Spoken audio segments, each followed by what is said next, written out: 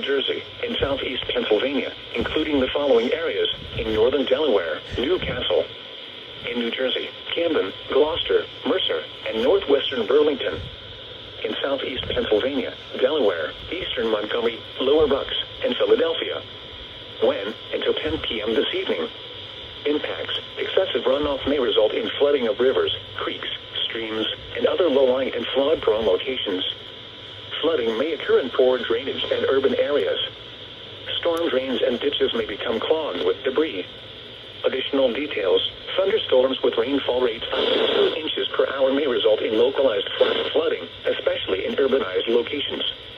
http://www.weather.gov/safety/flood. You should monitor later forecasts and be prepared to take action should flash flood warnings be issued.